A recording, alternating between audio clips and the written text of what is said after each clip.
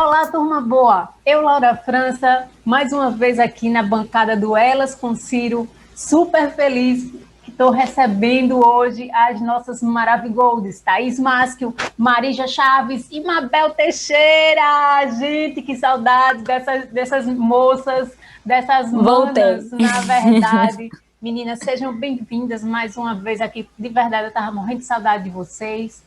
Então, hoje a gente tem aqui aqueles assuntos aí da semana, os assuntos políticos da semana, acontecimentos significativos aí, que para a gente não falta, né? Como sempre, é bem difícil da gente selecionar aqui, mas eu quero ouvir muito vocês aqui dos assuntos que vocês escolheram, assuntos muito bacanas, muito importantes. E vamos lá, vamos dar seguimento. Deixa eu cumprimentar o pessoal que está chegando aí, que está nos assistindo.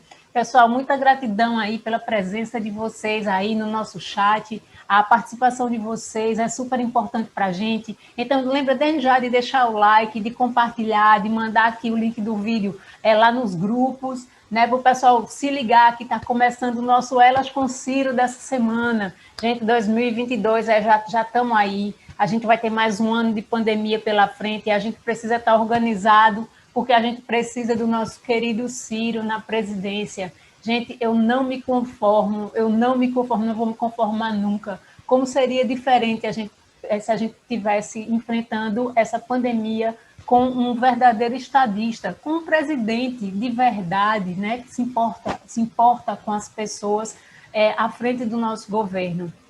Então, gente, vamos lá, vamos começar essa construção aqui, né, fazendo a nossa contribuição aqui. Já dei as boas-vindas, quero já agradecer demais aqui, novamente, né, a presença de vocês, porque é a presença de vocês que faz o Elas com Ciro acontecer, senão seria só eu com Ciro. Então, eu com Ciro e sem Ciro, né? Ainda mais. Mas, quem sabe, né? Um dia o convite já foi feito, estamos aqui, viu, presidente? Só lembrando o senhor que estamos aqui, lhe aguardando, e tal. Deu os ares da graça, apareça por aí. Gente, vamos lá, vamos começar aqui. Essa semana as meninas escolheram 3 assuntos principais aí, que teve muito comentário. Infelizmente, aqui a gente não gostaria de começar ou falar mais sobre isso. A gente queria que a pandemia tivesse sido um assunto superado há muito tempo, mas infelizmente a gente teve um recorde de mortes, notificadas e diagnosticadas, né? Essa semana, que nos assustou muito. O país está à beira de um colapso, eu penso que isso seja muito claro, porque nunca tantos estados estiveram, né, com números tão expressivos de contágio, com tantos problemas nos hospitais, e a gente está entrando novamente numa época de medidas de restrição. Alguns estados já adotam o lockdown, outros, aqui em Pernambuco mesmo, a gente está iniciando um período de restrição, e aí vou trazer logo uma Mabel aqui para a gente não passar muito tempo, depois eu vou chamando os outros assuntos das meninas. Nós vamos começar com ele. Então, deixa eu começar ouvindo Mabel sobre esse assunto. Mabel, conta para a gente como é que está a situação aí no Rio Grande, qual é a tua leitura de tudo isso que está acontecendo no país. Conta para a gente. Bom, primeiro eu preciso agradecer mais uma vez o convite da Laurinha, é um prazer estar aqui. Estava com saudade de você, saudade do pessoal do canal, saudade das meninas, da Marisa, da Thaís, de todo mundo. A Laurinha, que já é uma irmã, eu já estava tendo um negócio aqui, e isso que a gente nunca se viu pessoalmente, isso vai acontecer, vai, porque a gente vai chegar na vacina com ou sem a ajuda de Bolsonaro, vai acontecer, e um dia a gente vai poder dar esse abraço que está sendo adiado por muito, muito tempo. Eu fico abraçando o computador de vez em quando, de desespero aqui. Mas, bom, né, infelizmente, quando a Laurinha me fez mais uma vez esse convite, que é sempre uma honra, e eu fui pensar, eu não queria, né, ter que voltar nesse assunto da pandemia, e quem dera a gente pudesse ter um sossego para que a gente pudesse trocar o disco. Eu sei que está todo mundo cansado dessa pauta, né, de ficar debatendo isso, mas eu acho que nunca foi tão importante a gente voltar ao assunto e continuar batendo em cima disso, porque a gente está vendo as pessoas morrerem, né? A gente está falando da vida das pessoas. E me choca até, eu sou jornalista por formação, né? Sou professora de jornalismo, então uma coisa que me choca bastante é a gente tentar, embora seja um escape natural, a gente tentar fugir desse assunto difícil, mas é o assunto que está realmente definindo os rumos do país e da vida. E eu sempre gosto de dizer que não é a morte de alguém, né? É a morte de uma família inteira, porque quando a gente perde um ente querido, não é uma pessoa que é afetada. A gente está falando de uma rede de pessoas, né? De muitas vidas que acabam sendo transformadas em função de uma tragédia que, nesse caso, a gente não pode chamar de acidental. É quase um plano de extermínio mesmo, é genocídio mesmo, e eu gosto de dar nome às coisas, e o que a gente está tratando é de genocídio. A gente, infelizmente, viu essa semana, dia após dia, faz mais de 40 dias, que a gente tem mais de 1.000 mortes diárias. E a gente viu a mídia relatando isso, e de alguma maneira, não apenas pelo impacto, né, da gente saber que a gente chegou a quase 2.000 mortes diárias, e pelo que eu tenho lido bastante sobre o assunto, e acho que nesse momento todo mundo tem lido bastante sobre o assunto, e conversado mesmo com o pessoal da academia, lido pessoal, a gente sabe que tem aqui em Pelotas, né, a gente tem uma das pesquisas mais fortes de Covid no Brasil, inclusive o ex-reitor da Universidade Federal, Pedro Alau, está sendo perseguido pelo governo Bolsonaro, foi processado pelo governo por falar a verdade, e o que a gente, na verdade, percebe é que os números vão aumentar. A gente já chegou a ter 1.840 mortes em um único dia. Nós já passamos os Estados Unidos no número de mortes por milhão de habitantes. E o que a gente está percebendo que, diferente dos Estados Unidos, que tem uma perspectiva de melhora, uma vez que eles já conseguiram vacinar mais de 20% da população, a gente não tem 3% da população vacinada. E a gente não tem perspectiva de conseguir vacinar. Uma, porque o governo optou por não comprar vacinas, porque o governo nega a pandemia, porque, segundo declaração de hoje, eu acho que foi de hoje, né, na quinta-feira, que ele disse que é mimimi, né, essa história de querer comprar vacina é mimimi, que não tem por que ficar, esse pessoal fica enchendo de saco que quer comprar vacina. Então, a perspectiva que a gente tem é um país sem teste, um país absolutamente capacitado a fazer vacinação em massa, coisa que poucos países podem se orgulhar. A gente pode se orgulhar disso. A gente pode se orgulhar de ter um sistema único de saúde que, embora não seja perfeito, para quem já viveu em algum país que não tem, sabe a diferença que faz, né? E como isso tem impacto na vida, principalmente das pessoas mais humildes que não têm acesso à rede privada de saúde. Então, a gente observar esses números e, ao mesmo tempo, ver como as pessoas estão naturalizando o número de mortes é uma coisa que me impacta. Eu acho que esse tema tem que ser ressaltado, não só em função do óbvio, que é ressaltar esse descaso do governo, ressaltar esse absoluto abandono que o nosso povo está vivendo e as mortes que estão, os corpos que estão sendo empilhados, porque é isso que está acontecendo. São corpos sendo empilhados. Eu sou aqui do Rio Grande do Sul, sou de Pelotas, a minha cidade está com 100% dos leitos ocupados, Porto Alegre está com mais de 100% de leitos ocupados. A gente teve um dos maiores hospitais da capital gaúcha, acabando de colocar um frigorífico ao lado do hospital para armazenar corpos. E a gente está assistindo isso numa passividade, e eu digo a gente de uma forma geral, numa passividade e quase numa naturalização que me causa um certo pavor. Quando eu vi que mais de 1.800 pessoas tinham morrido em um único dia, e que isso foi jogado pela mídia, foi comentado, mas as pessoas ficaram naquela coisa meio passiva, pois é, então, e não sei o quê. Aí eu abro a minha janela, eu moro no centro aqui da cidade, eu abro a minha janela, as pessoas vivendo a vida como se nada tivesse acontecendo. É algo que me causa tanto pavor, porque parte daquela ideia de que nós nos desensibilizamos, e nós nos desensibilizamos para o mínimo, que é a vida das pessoas, né? Então, eu acho que cabe a gente voltar nesse assunto, cabe a gente bater nesse assunto, mas mais do que tudo, chamar a atenção das pessoas que não é natural que a gente tenha esse número de mortes diárias, que isso é uma opção que foi feita, ou por falta de ação do governo, ou por falta de conscientização das pessoas, mas o que eu acho mais grave, e isso eu posso falar porque sendo gaúcha a gente observa isso, por uma série de medidas politiqueiras que combatem a pandemia apenas no discurso e não na ação. O governo gaúcho tem combatido e está sendo aí vendido como futuro, então, ó, alerta, pessoal, orelha ligada, antena ligada, porque Eduardo Leite, governador do Rio Grande do Sul, já foi colocado por Fernando Henrique Cardoso como presidenciável.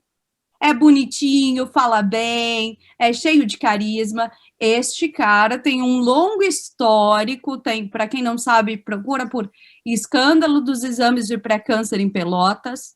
Para quem não sabe, este governo que, em tese, combate a pandemia, ele vive fazendo anúncios que no dia seguinte ele volta atrás e aí não é mais notícia. E o que ele faz é, vamos fingir uma série de medidas de restrição, e aí ele, no dia seguinte, ele volta alguns passos atrás e nada acontece. Agora ele disse que a gente teria, o estado inteiro está em bandeira preta, que é o alerta máximo aqui no estado, a gente teria medidas de restrição mais drásticas e não é lockdown, o Brasil nunca fez lockdown, então a gente teria uma medidas de restrição mais drásticas, mas o que a gente viu é ele liberando igreja e liberando escola. Quem proibiu as escolas de abrirem foi uma juíza que, por uma iluminação, por bom senso, porque ainda existem pessoas de bom senso, impediu que isso acontecesse. Na minha cidade, uma escola privada abriu, e em uma semana a gente tinha pelo menos 4 professores contaminados com Covid. Então, eu acho que está na hora da gente começar a ponderar esse tipo de coisa e realmente forçar, aumentar o tom, e a gente tem visto que isso tem sido feito, mas não basta falar.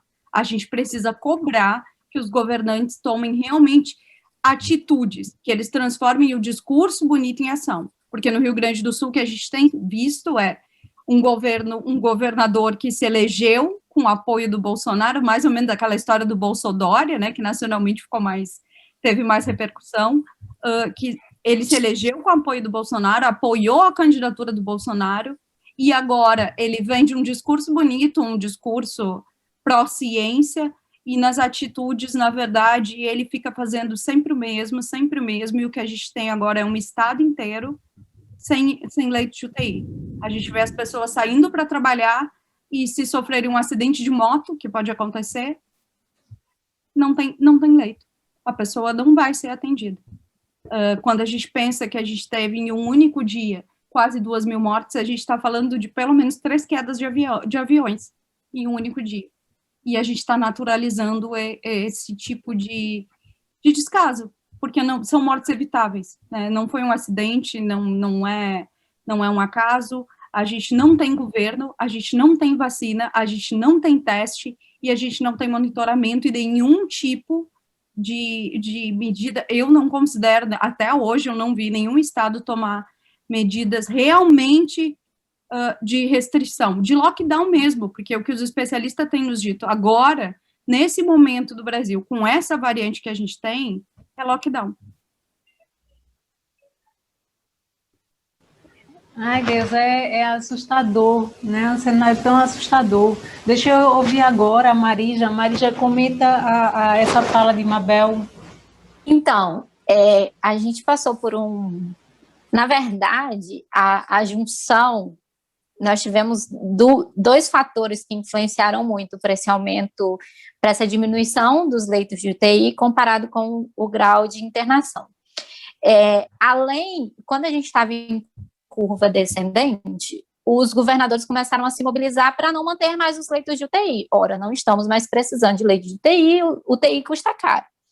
Só que isso foi combinado também com o governo federal parando de financiar leito de UTI.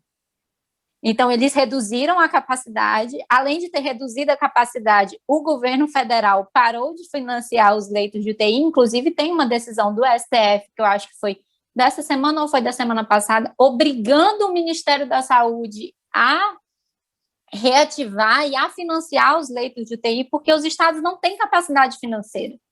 quem pode mais nessa conta é o governo federal. Então, não adianta mandar Estado e município comprar vacina, não tem como, eles vão ter que recorrer ao governo federal para pegar dinheiro. Assim são com os leitos de UTI. Então, nós tivemos o aumento no número de contágio por causa do pessoal irresponsável, que foi para a festinha clandestina.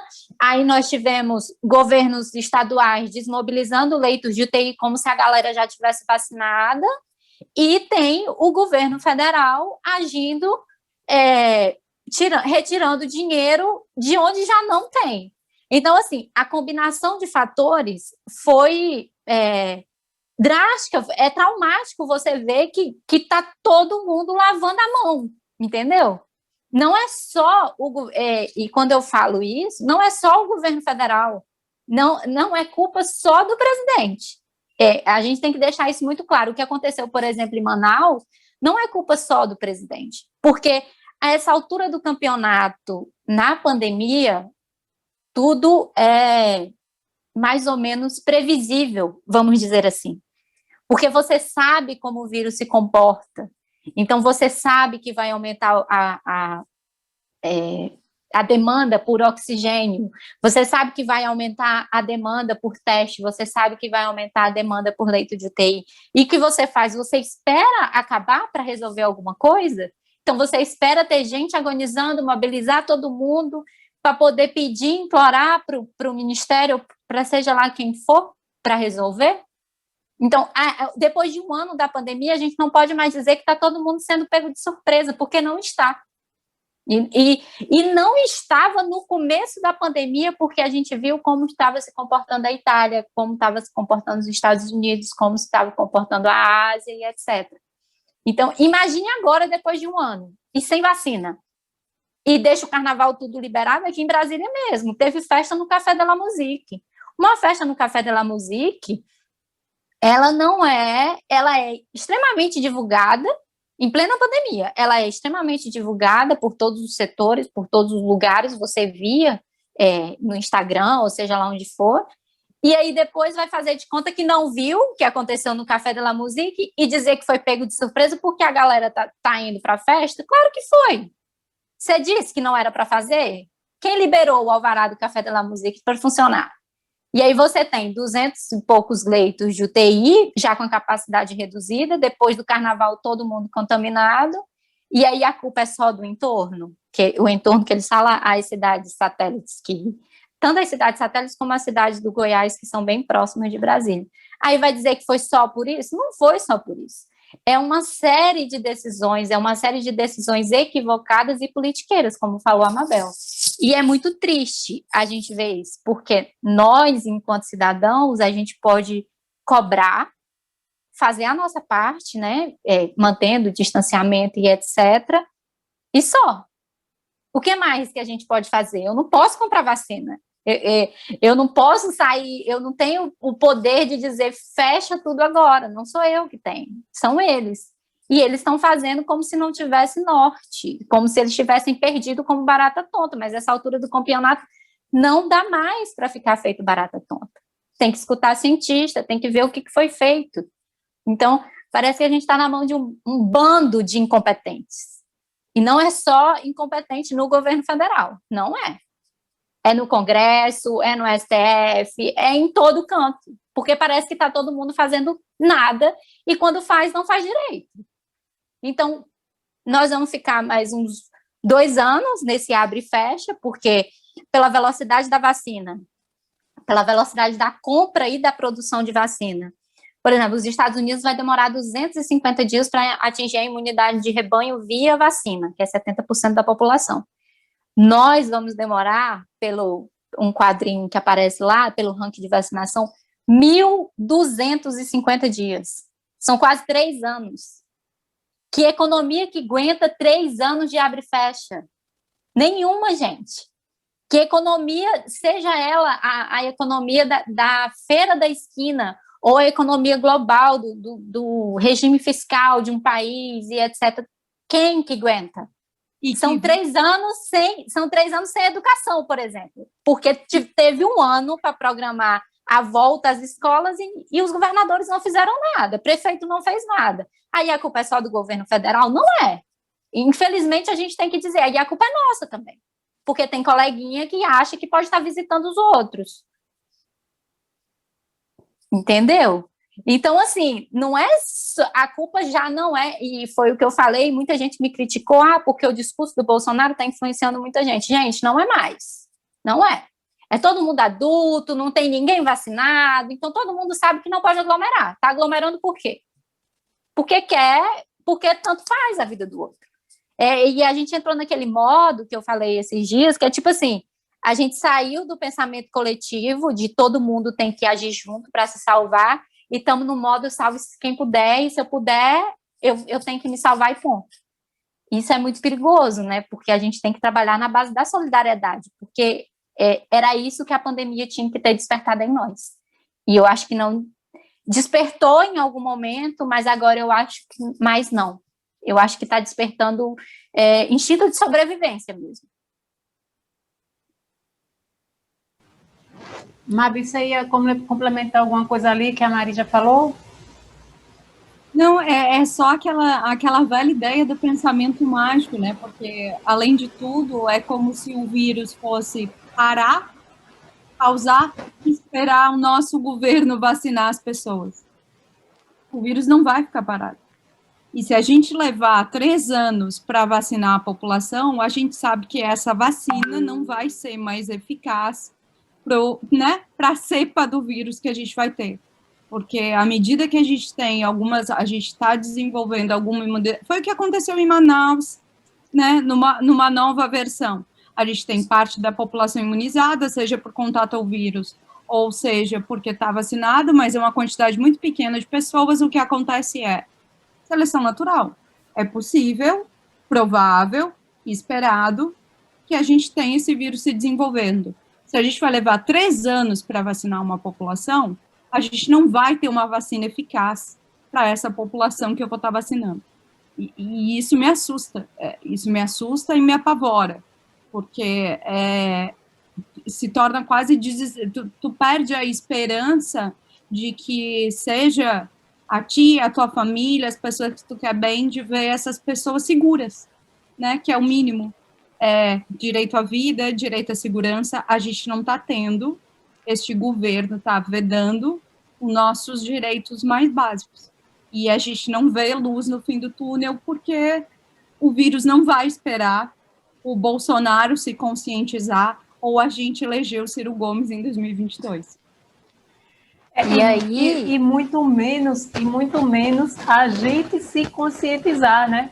Porque aqui a gente tem um grupo muito seleto de pessoas que são extremamente conscientes, que em momento algum, né, a gente se deixou contaminar ali, mas de fato o que eu tenho observado das pessoas mais fora da nossa bolha é que, embora assim, eu concordo obviamente com tudo que vocês disseram, mas o pensamento dessas pessoas, eu queria entender, por exemplo, o que é que levava, tendo consciência disso, considerando que não são pessoas analfabetas, não são pessoas adultas em idade produtiva e tal, o que é que leva, por exemplo, porque aqui em Recife não teve carnaval, não sei se foi no estado todo, mas assim que foi proibido, mas aqui em Recife não teve. Só que as estrelas aqui, os popstars, que não podem perder uma festa, que estão se sentindo, né, altamente atingidos, porque não pode perder uma farra de uma na vida, fizeram o quê? Foram todos para Pipa, todos para Natal, passar o carnaval, no momento onde o Rio Grande do Norte estava tendo uma subida de casos. Ou seja, foram para o foco do negócio lá, estava horrível em Pipa, teve muito vídeo circulando aí, topado de gente. Passados o quê? 14 dias após o carnaval, que é onde nós estamos chegando agora, e estamos todos aqui em Recife, chegando ao novo, não chegamos em lockdown, mas um período de restrições, porque aumentou, ou seja, as pessoas que voltaram, né, do carnaval, que estavam em Pipa e etc e tal, estão vindo para cá agora e causando o aumento aqui, o aumento local. Então, essa postura dessas pessoas é o que me assombra, sabe? Assim, da onde vem isso? Eu queria entender isso. E existe uma linha aí aquela conversinha, eu acho que conversa de tia do WhatsApp que a gente viu ali atrás, que é descredibilizando o lockdown, o que foi feito. Porque aqui no começo da pandemia, aqui em Pernambuco, foi muito rígido. Muito rígido. A gente teve um período aqui que a gente passou, acho que pelo menos umas 2 semanas, que o movimento de rua, de tudo, caiu drasticamente, assim, não foi lockdown de verdade, como é feito na Europa, mas chegou muito próximo, pelo menos. E isso, de fato, evitou que viesse a descambar numa coisa muito maior, porque o vírus chegou, né, tanto no Ceará como chegou aqui, por conta dos aeroportos e tal, chegou muito mais rápido do que lá para o sul e tal, aquela coisa que Ciro sempre explicou tão bem. Mas aqui, então, está havendo como se fosse um descrédito dessa ideia de dizer assim, não, teve o lockdown lá atrás e não serviu de nada. A conclusão desse povo aí é que o lockdown lá atrás não serviu de nada. Ninguém pensa que se não tivesse feito lá atrás, isso de agora, sabe? Não entra na minha cabeça, mas é essa a linha de pensamento dessas pessoas. Vai, Mari, fala. Não, eu acho que primeiro essas pessoas estão procurando justificar os seus erros com base em outras coisas.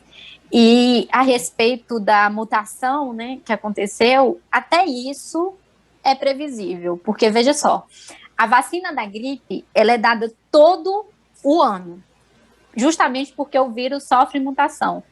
Então, já era de se esperar, e isso foi um primo meu que falou, ele é farmacêutico, né, lida com essa história de laboratório e etc., e ele comentou a respeito disso. Ele, Marija, já tem 1 ano do surgimento do vírus, então, provavelmente, quando a vacina vier, já vai ter alguma mutação no vírus, e aí eles vão ter que adequar ali, para adequar a vacina, né, é muito mais fácil do que você criar uma vacina, mas até essa mutação, pelos cientistas, já era previsível, porque é um vírus de gripe, né, em tese, em resumo, então ele sofre a mutação normal, e sofre a mutação ainda mais por causa disso, por ter um pedaço vacinado, outro pedaço sem, e aí ele vai criando aquela resistência. Então, nada do que está acontecendo, você pode dizer que é fruto do acaso ou da aleatoriedade, não é, são fruto de decisões e decisões equivocadas, decisões politiqueiras e decisões egoístas,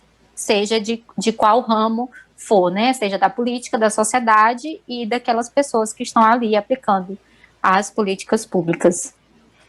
É isto. Então, vamos lá, vamos dando seguimento à nossa conversa aqui. Eu sei que a Mariela já pincelou um pouquinho do assunto que ela tinha escolhido aqui, que era a compra de vacinas, mas deixa a gente trazer aqui para ela novamente a palavra, né, a fala para ela. Mari, conta para a gente o que era que você selecionou para a gente sobre o tema da compra das vacinas.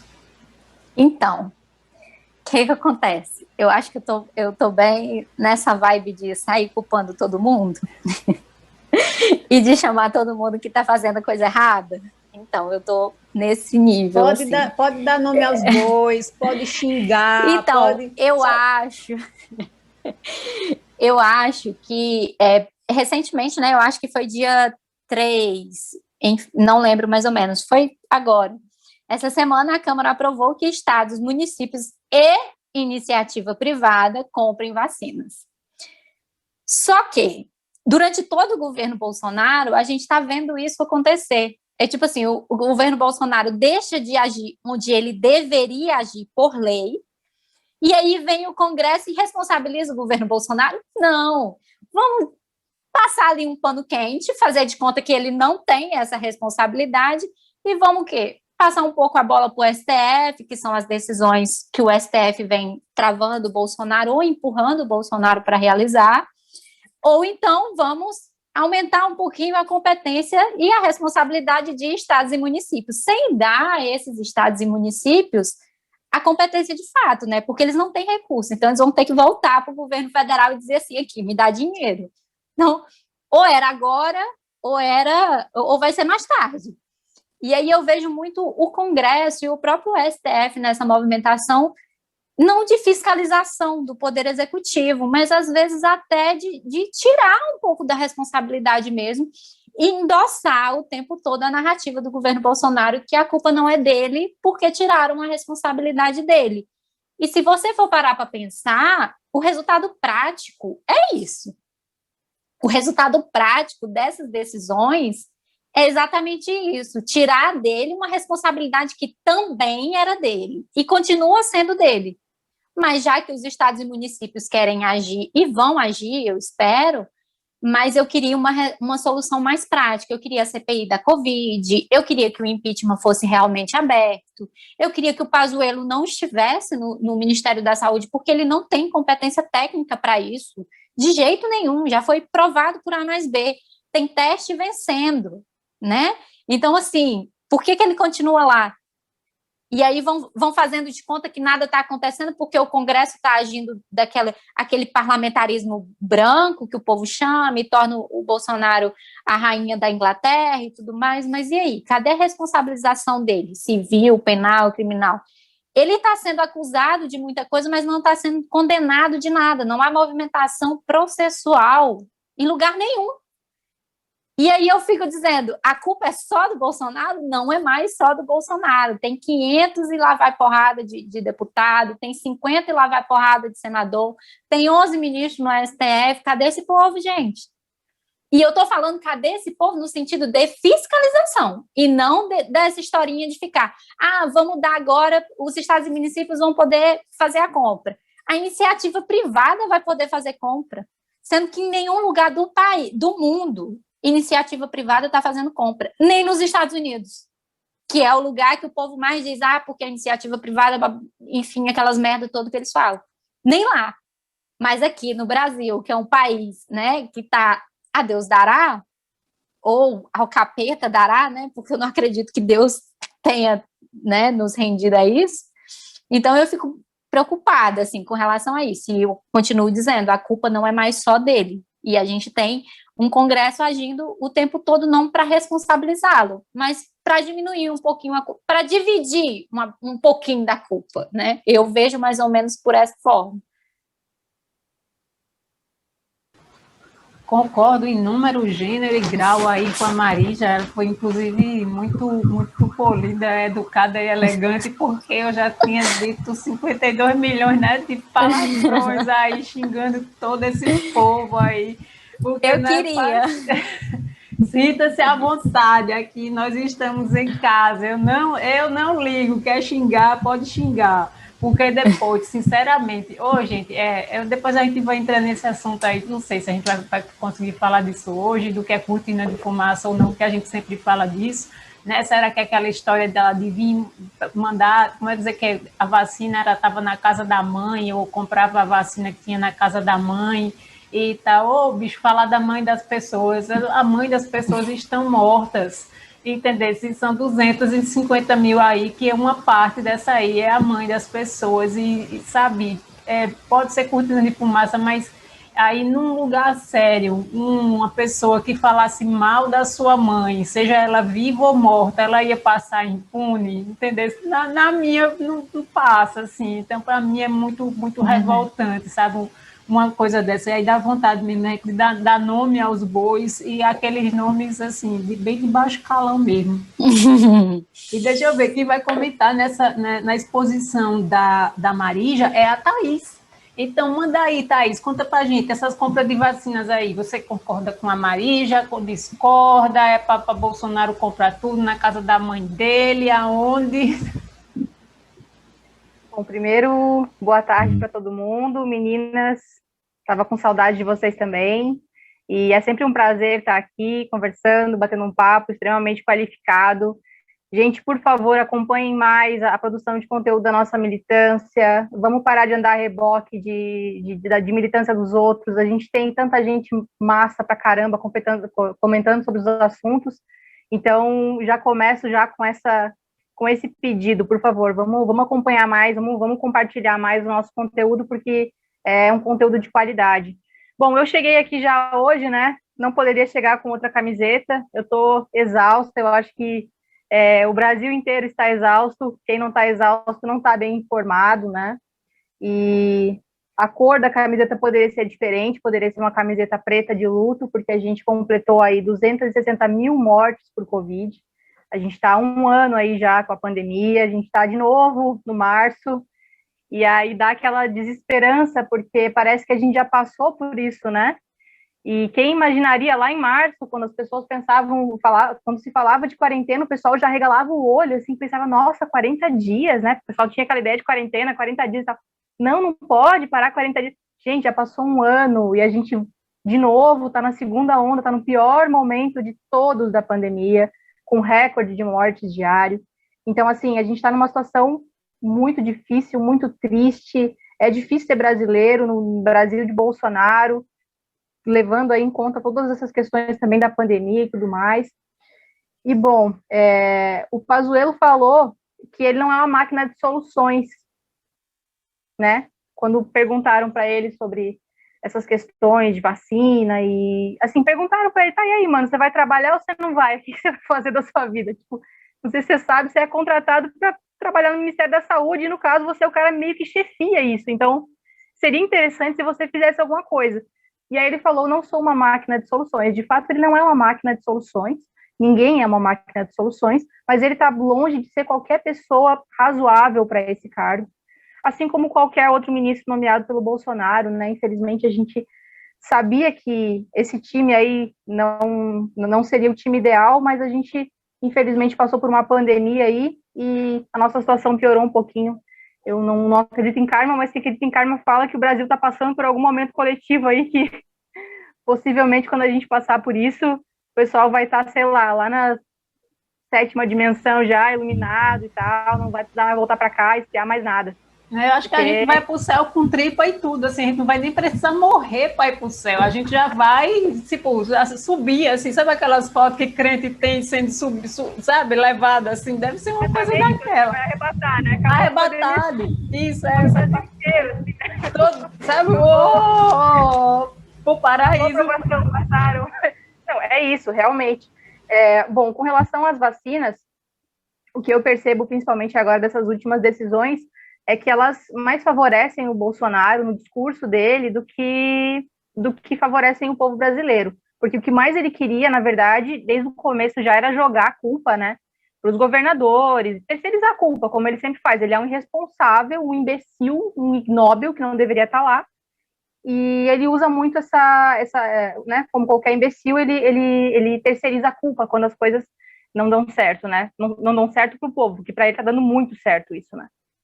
Então, essa decisão que permite que os governadores comprem, na verdade, não vejo como positiva a longo prazo, porque se você for pensar, por exemplo, outro dia eu estava lendo, inclusive, que os laboratórios, eles preferem vender para o governo federal pela questão de volume mesmo, né? Então, é mais fácil a negociação e tudo mais, então eu não sei como seria cooperativas de prefeitos e tal, que pudessem comprar isso, ao passo que a iniciativa privada poder comprar, eu acho isso também bem complicado, porque daí também exime um pouco a responsabilidade do Estado de fazer isso, né? Eu nunca vi uma vacinação em massa em que a iniciativa privada vai ter parte nisso. Não vejo como isso possa se sustentar dentro de saúde pública, de saúde coletiva. Então, assim, eu vejo isso de forma bem problemática. Eu acho que as decisões, como a Marija bem coloca, eu acho que o que deveria estar acontecendo é uma pressão para o governo federal fazer alguma coisa e não tentar tirar essa responsa do colo do Bolsonaro, porque ele é o responsável por isso, ele é o chefe do executivo, o Pazuello é o chefe do Ministério da Saúde, e eles deveriam estar agindo, e se eles não estão agindo, então que saiam do cargo, que renunciem, que sofram impeachment e o cacete a 4, entendeu? Porque se eles não estão fazendo o que eles têm que fazer, eles não são dignos do cargo que ocupam.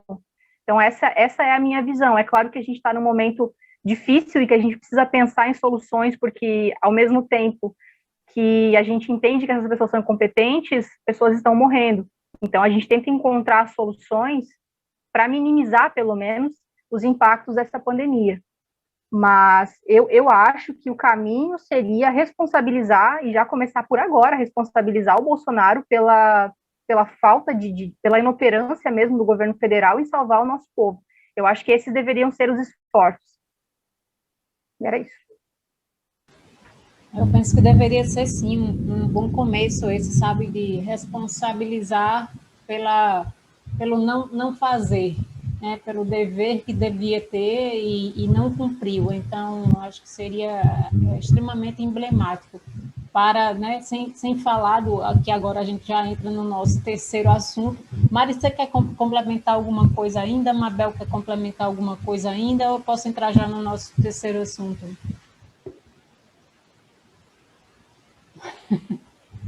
Eu só acho que a única redução de impacto possível hoje é vacina e impeachment. E prisão para eles. Porque não vai adiantar só a vacina, gente.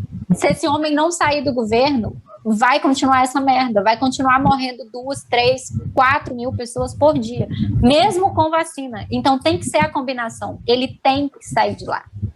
Porque com ele lá, vai continuar isso aí. E não vai ter vacina.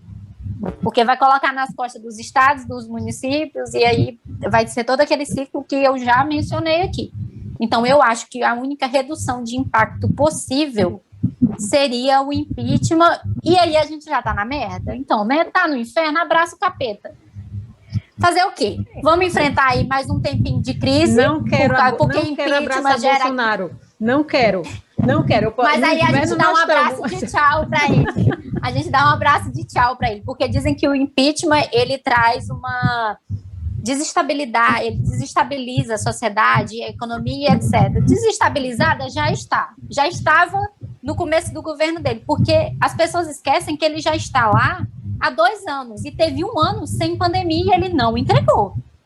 Então, tipo assim, não é só esse ano de pandemia que ele não está entregando. Então, a única redução de impacto possível hoje é impeachment e vacina. É isso. Então, vamos lá. Deixa eu ver como é que a gente começa agora, passando para o nosso terceiro assunto. Vai, Thaís, manda aí. Então, eu vou apresentar o assunto. O terceiro assunto de hoje é sobre a tão falada mansão do 01, do Flavinho, do Midas, como a Laurinha gosta de chamar também, que é um cara que realmente assim, é o Pelé dos negócios, não é mesmo? Tudo que ele encosta vira ouro, e aí ele consegue ganhar milhões assim com a fábrica de chocolate, né? Só pode ser uma fábrica, com uma loja de chocolate não consegue render tanto em poucos meses, né? De franquia, como ele realmente quer fazer o povo engolir, né? É um verdadeiro Midas, onde ele bota o dedo vira ouro, pô. Só basta botar na Ferrari agora, na Ferrari. Ele é o verdadeiro Willy Wonka, né? Ele é o Willy Wonka brasileiro.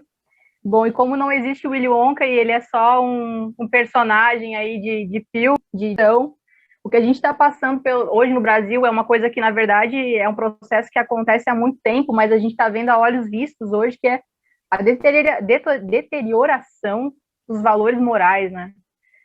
A olhos vistos está acontecendo, e parece até papo de reaça falar dessa forma, mas está muito naturalizado hoje a corrupção, porque, veja bem, na época do PT, né, ninguém aceitava essa história de, porque o Lulinha não sei o quê, que o cara enriqueceu, porque tal, e a galera ficava de olho lá, e no vinho que o cara tomava, ficava de olho no hotel que a Dilma ficava lá quando ia para a Rússia e tal, e pegava as notinhas e tal, e nossa senhora, essa galera tá gastando muito dinheiro público, meu Deus, que absurdo. Não estou defendendo o governo daquela época, mas o que eu percebo é que existia uma fiscalização muito maior, e me parece que hoje tudo tudo muito ok. Assim como a gente, infelizmente, tem naturalizado as mortes por Covid, me parece que esse tipo de prática ilícita também tem sido naturalizado, né? O povo passa um paninho ali, não sei o que e tal, e a coisa rola. O que tem acontecido? Qual foi o caso da mansão aí do Bonitão? O Flávio, ele é investigado desde 2018 já, por lavagem de dinheiro, corrupção e peculato. E eu acho que é legal a gente colocar já, dar os nomes certos para as coisas, porque essa coisa de rachadinha aí o pessoal acha que é brincadeirinha e tal. Não, é peculato, lavagem de dinheiro, e são coisas muito sérias, então, e que de fato ferram com a vida do povo, porque desvia dinheiro público que poderia ir para a saúde, que poderia ir para a educação, que poderia ir para vários lugares, ter destinação muito mais nobre, e vai para o bolso aí dessa meia dúzia de gente desonesta. E nessa brincadeirinha aí desse peculato e tal, ele se suspeita que ele desviou em torno de 6 milhões de reais, né? Inclusive, o operador dessas rachadinhas era o Fabrício Queiroz, que hoje está preso em prisão domiciliar. Pois bem, não é que agora, poucos dias atrás, a desgraça me compra uma mansão de 6 milhões de reais. O cara é investigado por desviar 6 milhões de reais, e aí ele vai e compra uma mansão de 6 milhões de reais. Tem coisa mais simbólica que isso? Ontem eu compartilhei um meme, sabe? Tipo, de uma figurinha assim, tipo, do cara no ônibus, pensando, dormindo, comendo, pensando, tipo, o cara é investigado por ter desviado 6 milhões, e aí ele vai lá e, tipo, compra uma mansão de 6 milhões, saca? Eu não consigo entender como é que, se ele é tão imbecil, se ele é tão ignóbil, se ele é tão babaca, a ponto de achar que isso não levantaria nenhum tipo de suspeita, ou se isso é simplesmente um escárnio mesmo pra gente, pro povo, sabe? Dizer assim, eu posso fazer isso. Olha só, bando de imbecil, olha só, seus idiotas. A minha família pode. E ainda uma mansão horrível, né? Para começar, parece um consultório de dentista maximizada, coisa feia, é a galera brega do caramba, né? Meu Deus do céu. Nem para ter bom gosto, para começar. E não para por aí, porque o cara que vendeu essa mansão para o Flávio, a namorada desse cara trabalhou assessorando o juiz do STJ que anulou a quebra de sigilo bancário e fiscal do Flávio. Tá tudo em casa, gente. Tá tudo em casa e tá rolando na nossa cara, sabe? Esses esquemas. Então, assim, a gente ri, e aí, inclusive, eu até minha canequinha aqui, ó, estou rindo de nervoso, porque é isso que acontece no Brasil hoje. A gente ri de nervoso, porque tá tão escancarado, tá tão na nossa cara. O que eles querem? Querem ser aristocracia agora, dinastia? Que parada é essa? Que viagem é essa que tá acontecendo no Brasil, sabe?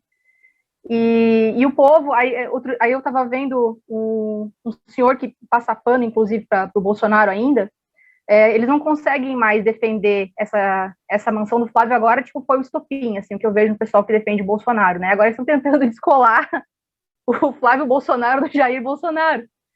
Tipo, daqui a pouco vão falar que o Flávio, sei lá, é filho do Lula, ou qualquer coisa parecida, ou ele tem caso com alguém do PT, sabe? Porque não existe mais nenhuma forma de tentar descolar o cara tipo, eles querem descolar o filho do pai, mano, pelo amor de Deus. Sendo que se sabe que o chefe dessa quadrilha é o Bolsonaro, é o Jair, é o cara que entrou e estava lá há 28 anos no Congresso já, no Centrão, operando esses esquemas de superfaturar notinha e tal, e ele colocou os filhos nesse esquema, ele ensinou o Flávio a fazer isso. Ele ensinou o Eduardo, com certeza, ele ensinou o Carlos a fazer isso, ele ensinou os filhos a serem desonestos. Não tem como descolar o filho do pai nesse sentido, porque eles têm a mesma profissão, o Bolsonaro colocou eles no mesmo caminho que ele. E o povo tenta a todo custo, mas eu vejo que, eu acho que esse caso em específico, ele vai ser, sim, um estopim para o pessoal que ainda acreditava nessa história de que vamos moralizar o Brasil e tal, porque ainda tinha um pessoal assim. O pessoal que veio lá com a Lava Jato, com humor e tal, e continuou colado com o Bolsonaro, que falou que ele era honesto e tal. Nessa história do Flávio, o pessoal tá largando a mão. Assim, eu tô vendo acontecer quase todos os dias, gente comentando esse caso. Tem um ou outro aí que tenta descolar o filho do pai, mas isso é impossível, né, gente? Então é isso, assim, o que fica primeiro, a sensação de indignação de ver essa impunidade rolando solta, mas, ao mesmo tempo, também eu vejo aí um prenúncio de uma queda bem grande. Eu acho que o Flávio vai ser o primeiro a ser preso, muito provavelmente. E eu acho que futuramente aí vai o pai e vão os irmãos também, né? É isso. Rindo de nervosa. Deixa eu ver se meu microfone me deixa falar um pouquinho agora. Deixa não, vai fazer zoada de novo. Mabel, comenta aí, vai, pra gente a fala da Thaís.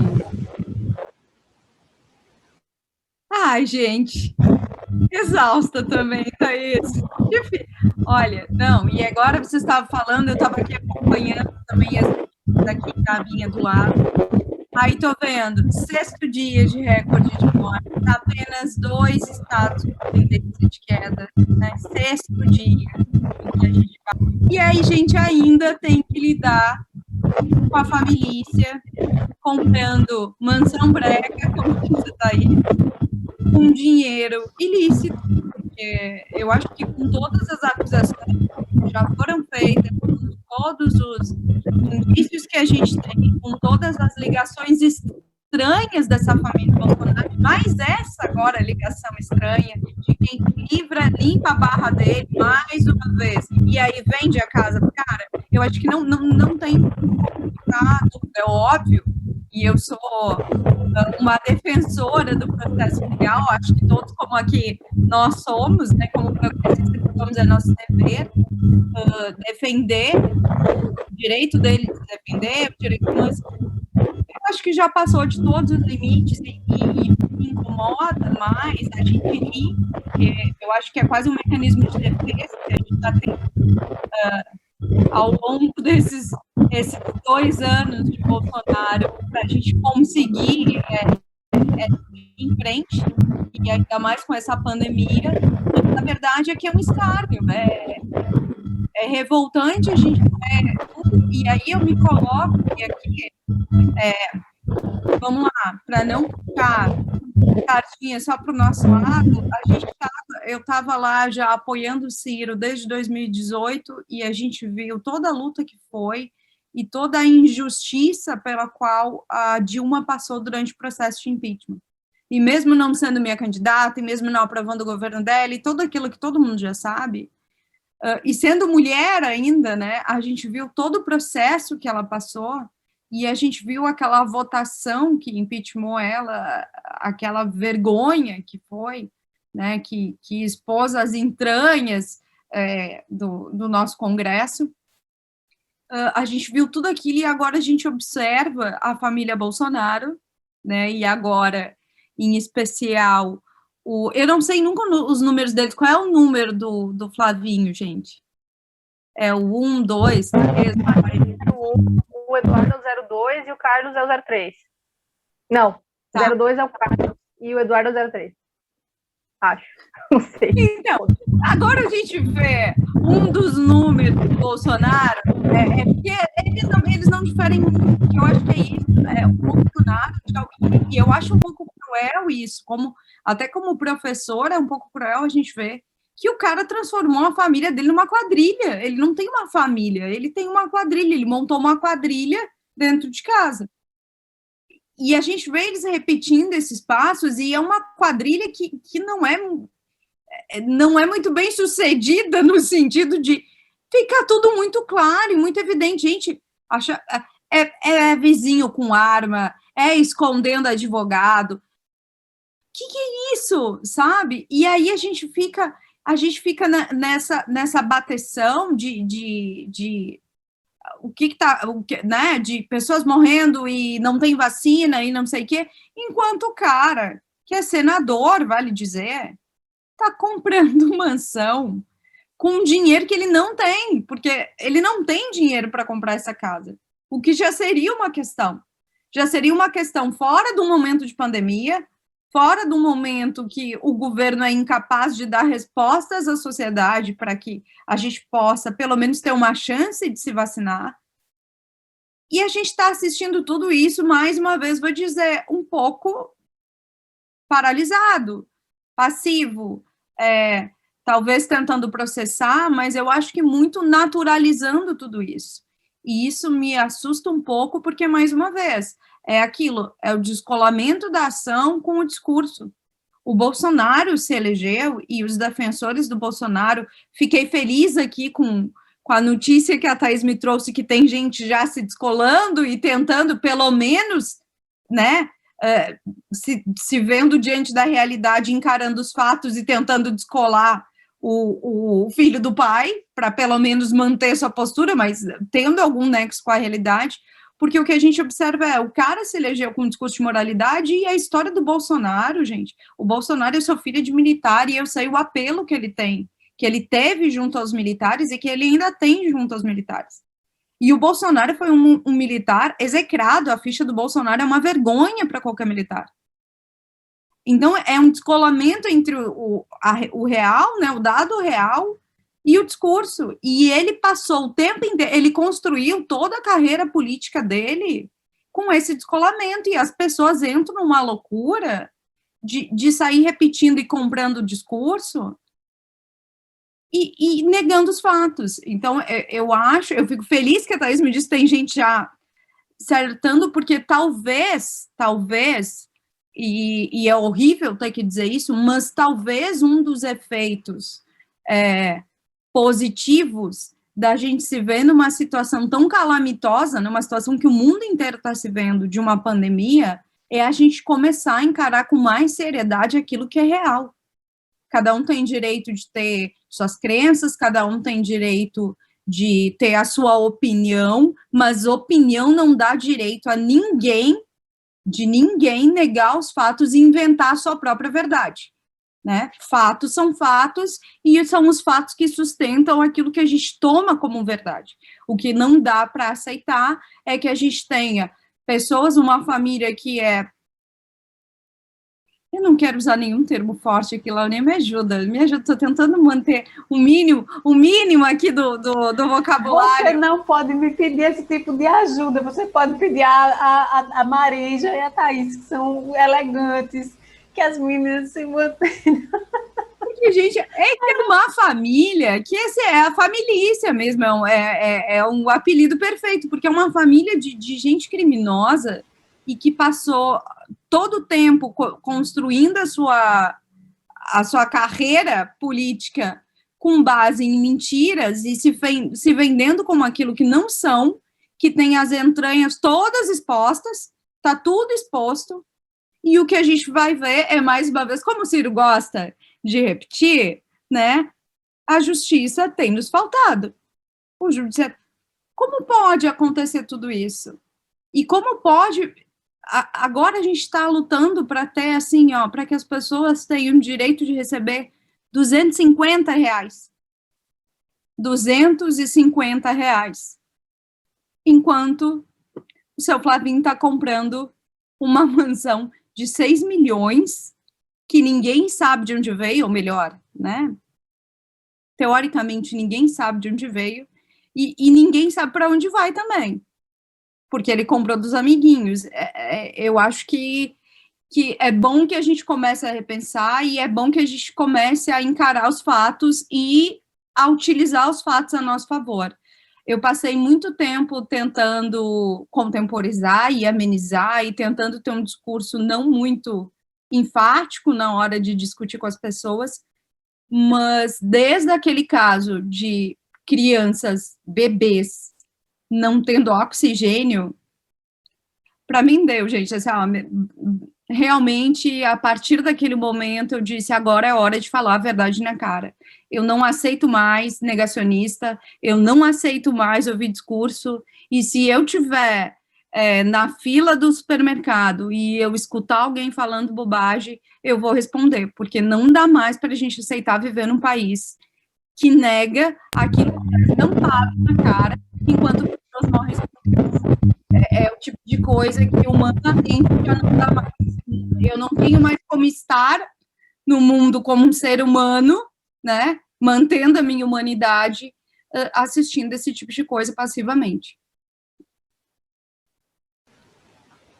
É isso. Thaís, tu quer comentar alguma coisa? Thaís, eu tô achando que é o teu microfone, viu? Aí eu quero que tu tire ele aí. Não, tenta ver se é algum fiozinho que tá raspando nele, assim, alguma coisa. Isso. E agora? Pronto. Deu uma melhorada. Tá.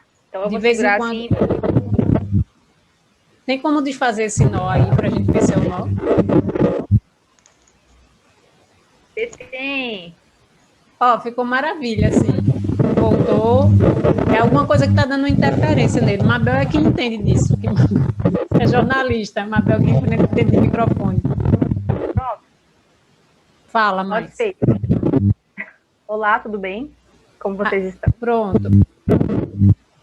Ainda tá dando uma interferenciazinha, mas vai, tenta falar. Thaís, vê se ele tá bem encaixadinho. Eu acho que é na conexão. Tá bem encaixado. No plug? Aham. Vai, fala assim agora. Assim, agora, não tô brincando. O que eu queria complementar, na verdade, é que a Mabel falando, né, que o ponto pacífico ali da revolta mesmo, e de se posicionar e falar, não, agora chega, agora eu vou falar, para mim também foi Manaus. Quer dizer, eu sempre fui muito revoltada, né, eu sempre me expressei, assim, de forma mais dura desde o começo desse governo, mas o ponto pacífico de que eu falei assim, eu não vou mais deixar dizerem truísmos na minha frente, como diria Ciro Gomes, foi Manaus, que foi aquela tragédia terrível, e pela ingerência do Ministério da Saúde e tal, e eu me lembro que teve um panelaço aqui no bairro, naquela semana, e eu não estava batendo panela. E aí tem um bar aqui na frente, o pessoal estava aglomerando no bar e tal, e aí uma menina falou assim, eu só vi ela falando, ai, pra que bater panela? Péssima ideia ela teve. Porque eu fui pra janela, e aí aquele foi o meu momento de catarse, sabe? Eu falei, tem que bater panela sim, porque esse genocida, porque não sei o quê, tem gente morrendo sem oxigênio lá em Manaus, você não tá vendo? Amanhã pode ser sua mãe. E comecei assim, e ela ficou me olhando assim, assustada, e aí eu vi que o pessoal parou para escutar. Então eu acho que a gente tem que sim se posicionar, sabe? Não da forma que aconteceu, é claro, porque foi uma catarse minha, mas eu acho que a gente não pode mais deixar de dizer truísmos na nossa frente. Eu acho que na hora que a gente estiver testemunhando pessoal negacionista, pessoal falando besteira, falando mentira, tentando tirar a culpa do Bolsonaro nessa história e tal, a gente tem que se posicionar sim, é óbvio que de forma mais educada e tal, sempre respeitando, mas eu acho que a gente precisa primeiramente se posicionar. E uma esperança que eu quero trazer também é que hoje, inclusive, eu conversei com uma pessoa que eu sei que fez campanha pro Bolsonaro, que tinha, tipo, adesivo no carro, que foi votar com a camiseta, aquela preta, com a cara do Bolsonaro, assim, e tal. É uma pessoa que eu gosto muito. E aí ela me falou que simplesmente o governo federal é o maior desgoverno que ela já viu em seus 62 anos de vida, que ela nunca viu coisa igual, que é o pior governo que ela já passou, sabe? E assim, uma pessoa de família tradicional, de direita, que tem família na política e tal.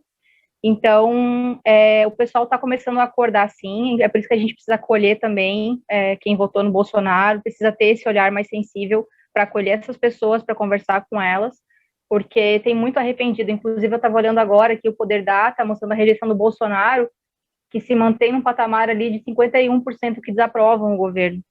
Então, eu gostaria que estivesse mais alto, mas eu acho que o pessoal está acordando sim, eu acho que dá para ter esperança, inclusive até de um impeachment aí. Eu sou daquelas que eu acho que ainda vai ter impeachment, porque assim que a desaprovação sobe, o Centrão vai soltar a mão dele sim, porque a pior coisa que ele fez foi se vender para o Centrão.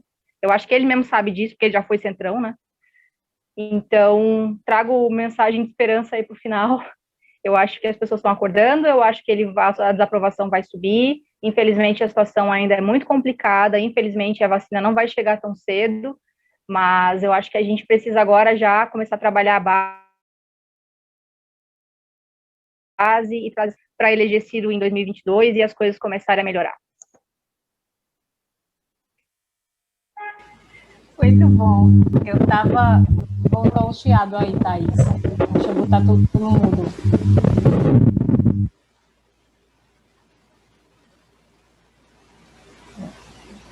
Eu estava pensando nessa história da popularidade aí, e eu acredito que vai dar, a diferença que vai dar vai ser justamente da volta ou não do auxílio emergencial. Eu acho que esse valor, até que eles estão aí caindo e negociando, forçando a mão para ver em quanto tem que chegar o valor para comprar as pessoas, né? Porque a popularidade dele, a que a gente conversou algumas vezes, se manteve aí razoável durante a pandemia, enquanto tinha o auxílio emergencial, né? E aí, só que aí o auxílio acabou a aprovação também e começou a despencar ali, e eu acredito que é por isso, essa é a verdadeira razão dele estar fazendo esse jogo todo aí, para tentar voltar algum valor, para ver se, dando uma migalha, a migalha da esmola, na verdade, né, porque R$600 já era uma vergonha, e aí 250 eu já ouvi falar até em 135, que era um valor aí que iam começar. Então, e também não seria para todo mundo que recebeu ali o auxílio emergencial, então eu acho que isso é uma loucura. ou uma loucura, ou ainda, tipo, ou a gente não consegue enxergar como é que os desvios, né, que existe disso aí seriam, sei lá, uma forma dele desviar mais dinheiro e etc e tal, para ele próprio, obviamente, né, não é pensando na população. Mas eu penso sim que vai. Eu também sou esperançosa, sabe, Thaís? Eu quero pensar, quero crer nisso aí que você propôs, em relação a que em algum momento o pau vai quebrar, né? A gente já está, sei lá, esperando o quê, ou enfim.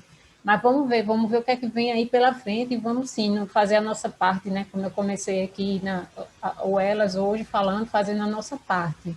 Deixa eu perguntar a Marigia. Marigia, você quer complementar alguma coisa desse assunto que as meninas abordaram? Está satisfeita? As meninas Mabel e Thaís ainda já estão satisfeitas? Querem comentar mais alguma coisa? Porque já estamos nos encaminhando para o nosso finalzinho do Elas com Ciro desta semana. Então, tá, Mabel e Thaís estão ali caladinhas. Eu espero que vocês estejam me ouvindo. Vocês estão me ouvindo? Eu travei, eu caí, eu deixei vocês aqui. Então, gente, olha, foi um prazerzaço reencontrar aqui com vocês. Por mim, eu ficaria aqui mais muitas horas conversando com vocês, porque eu realmente adoro vocês. Assim, vocês têm todo o meu respeito, o meu carinho, minha admiração. Estava com saudade das duas que não tinham vindo aqui ainda. A Thaís, a gente já tinha se reencontrado, mas estava com saudade também, porque eu adoro. Queria dar um abraço nas três aqui, aquele abraço apertado que Mabel falou ali no início. Espero que no futuro muito próximo a gente consiga fazer isso. Espero que em Brasília, em 1º de janeiro de 2023, porque essa... Vem todo mundo. Né?